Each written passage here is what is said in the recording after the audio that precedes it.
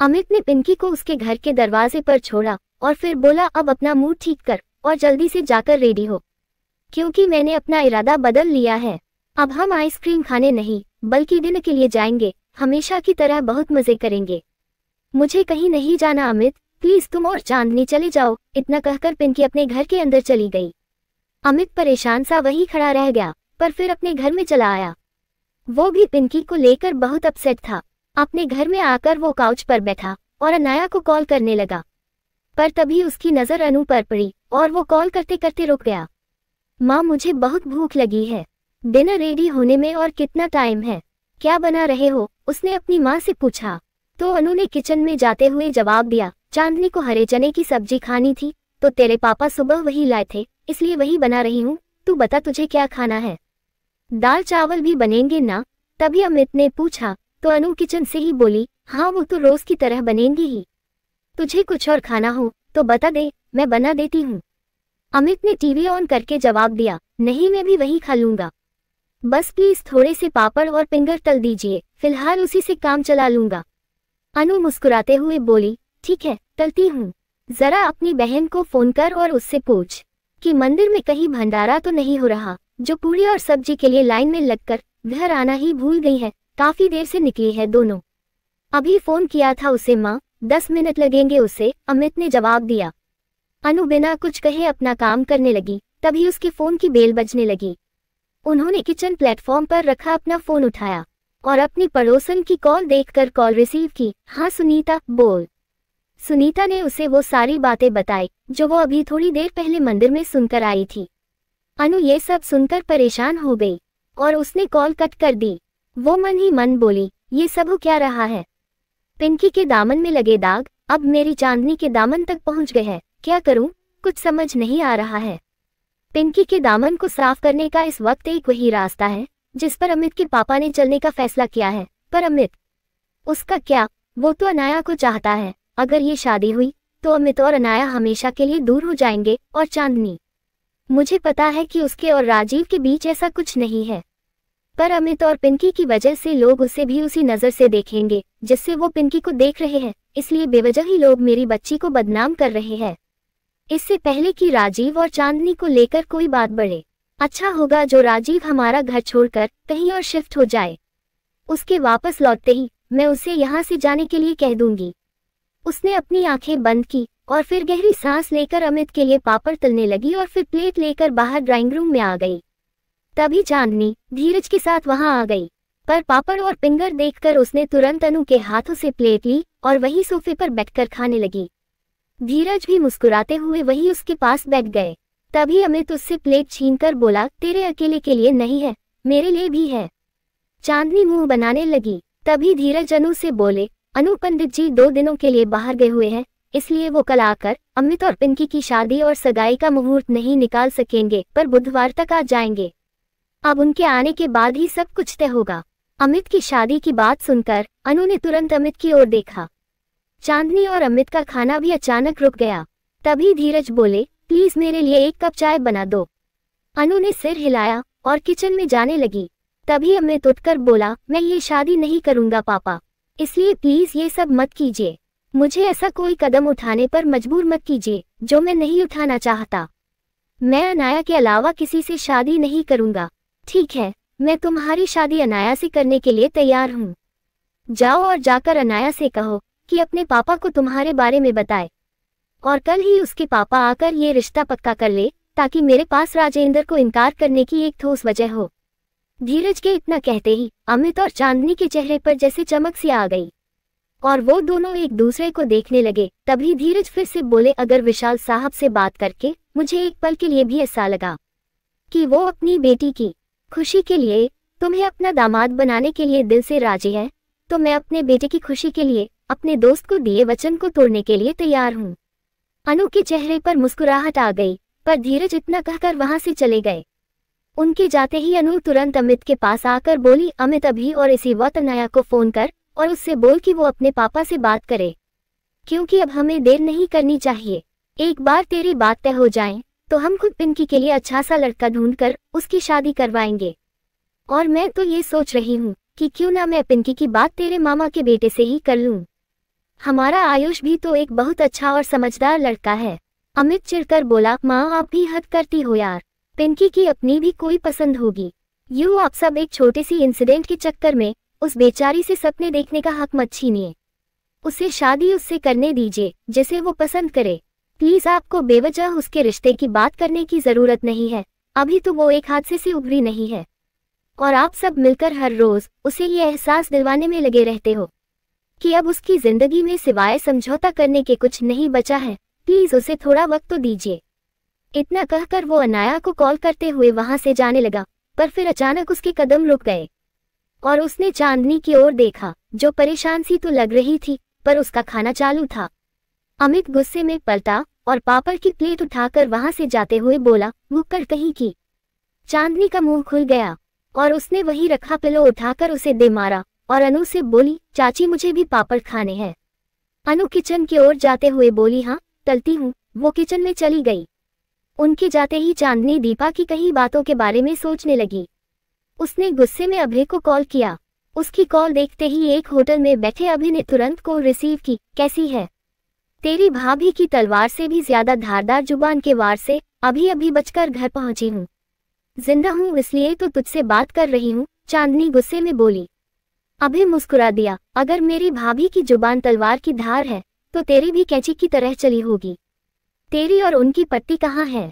तू भी गाय थोड़ी है, पक्का तूने कुछ न कुछ जरूर किया होगा। चांदनी मुंह बनाकर बोली, क्या है ना, तेरी भाभी के गाल पर जोरदार तमाचा मारा है। व्हाट? अभय हैरानी से उठ खड़ा हुआ और बोला, भाभी को थप्पड़ मार दिया तूने? चांदनी तू पागल हो गई है, वो भाभी है मेरी। तेरी भाभी है इसलिए मैंने उन्हें सिर्फ थप्पड़ मारा था, अगर कोई और होती तो उसके बाल पकड़कर उसे बीच चौराहे पर ऐसा धोती कि जिंदगी में वो किसी लड़की के कैरेक्टर पर उंगली उठाने से पहले 100 बार नहीं बल्कि करोड़ों बार सोचती। अभय ने चिढ़कर पूछा, अब तू सीधे सीधे बताएगी कि वहां चल क्या रहा है? चांदनी मुंह बनाकर उसे सब कुछ बताने लगी। उसके लिए पापड़ तलकर लाए अनु भी उसकी बातें सुन रही थी। सब कुछ बताने के बाद चांदनी फिर से बोली, पिंकी को तो छोड़, उन्होंने मुझे भी लपेटे में ले लिया। अभय परेशान होकर बोला, आई एम सॉरी यार चांदनी, भाभी की तरफ से मैं तुझसे माफी मांगता हूँ। आज तो उन्होंने सच में हद ही कर दी। उन्हें पिंकी के बारे में ऐसी बातें नहीं करनी चाहिए थी। बचपन से जानती है वो तुझे और उसे, फिर भी ना जाने ऐसा क्यों किया उन्होंने।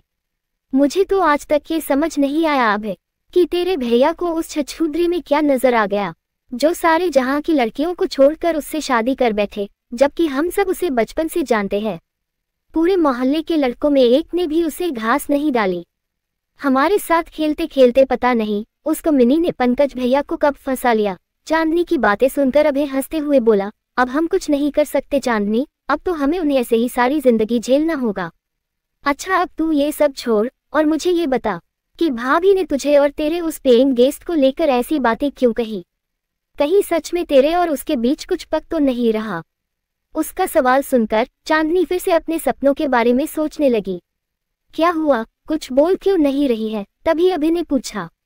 चांदनी परेशान होकर बोली, नहीं अभय, ऐसा कुछ नहीं है। मेरे और राजीव के बीच ऐसा कुछ नहीं है। हम सिर्फ अच्छे दोस्त हैं, पर अब शायद वो भी नहीं रहे। चांदनी की बातें सुनकर अनु ने सुकून की सांस ली और टेबल पर पापड़ की प्लेट रखकर फिर से किचन में चली गई। राजीव नाम सुनकर अभय ने तुरंत पूछा, राजीव? चांदनी कहीं ये वही मनाली वाला राजीव तो नहीं है ना? नहीं, बिल्कुल नहीं, चांदनी कुछ पल सोचकर बोली। अभय मुस्कुरा दिया, तू चिंता मत कर, मैं भैया से बात करूंगा, वो भाभी को जरूर समझाएंगे। अच्छा अब फोन रखता हूँ, रात में वीडियो कॉल करूंगा, समय को लाइन पर लेकर ढेर सारी बातें करेंगे, पिंकी भी खुश हो जाएगी। ठीक है, बाय, चांदनी मुंह बनाकर बोली और उसने कॉल कट कर दी। वो प्लेट उठाकर अपने कमरे की ओर जाने लगी, पर राजीव के कमरे पर नजर पड़ते ही उसके कदम अचानक से रुक गए। वो आहिस्ता आहिस्ता उसके कमरे में आई और उसने नजरें घुमाकर चारों ओर देखा तो उसे वो सारे लम्हे याद आने लगे जब वो राजीव के साथ इस कमरे में थी। पर फिर उसने आंखें बंद की और खुद को संभाल कर तेजी से अपने कमरे में आ गई। आते ही उसने प्लेट टेबल पर रखी और बैग पर बैठकर उन सारी बातों के बारे में सोचने लगी जो आज राजीव ने उससे कही थी। उसे राजीव का संजना के साथ जाना और अपना देखा हर सपना याद आ रहा था। वो मन ही मन बोली, ये मुझे चंद घंटों में ही राजीव की इतनी याद क्यों आने लगी है? और अपने सपनों में सब कुछ देखने के बाद भी मुझे उनका संजना के साथ होना इतनी तकलीफ क्यों दे रहा है।